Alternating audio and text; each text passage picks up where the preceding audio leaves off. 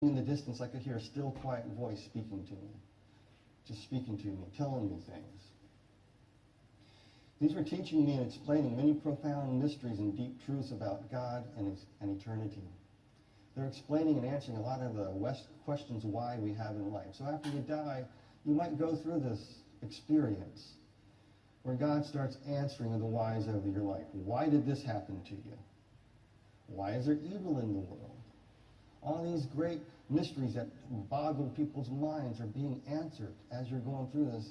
A lot of people, when they have these experiences, they come back and they say, I don't remember. I know that God spoke a lot of great, profound things. A lot of those things revolve around who he is and eternity, because God is explaining, and the voice and the choir up there is explaining to you the mysteries of who God is. And they explain things to you. Amazingly, everything they proclaimed, I found out later, is in the Bible. So I'm going to talk about this a little bit more. While I was floating through that darkness, I heard that through the music and the singing, that we were fashioned as eternal beings because God placed eternity in our hearts. Ecclesiastes chapter 3, verse 14 says, whatever God does, it shall be forever. And nothing can be added to it, nor anything taken from it. And God does it that men should fear before him. This qualifies chapter 3, verse 11. God has put eternity into man's heart. And it was also expressed to me that because of God is a living God, we also live. Acts chapter 17, verse 28. In him we live and move and have our being.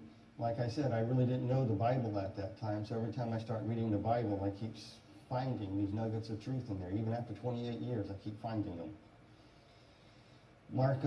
Jesus said in Mark chapter 12, verse 27, God is not the God of the dead, but the God of the living. Do you know what that means? As God lives, so do we. He's a God of the living. See, when I died, I was this militant atheist. I thought I was going to drop off into a state of non-being, just non-existence. Now, you know, the old atheists say, when you die, you're a dead hunk of meat. That's what I thought. Here I was alive, and here I was having music and this still quiet voice explaining to me that we were fashioned as eternal beings. You're not going to soul sleep. You're not going to cease to exist. You're going to continue on, because after you die, you really become alive.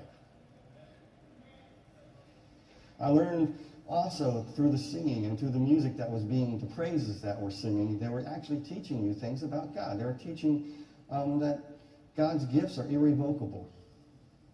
Romans chapter 11 says that, for the gifts and calling of God are irrevocable. It was explained that God will always keep his word in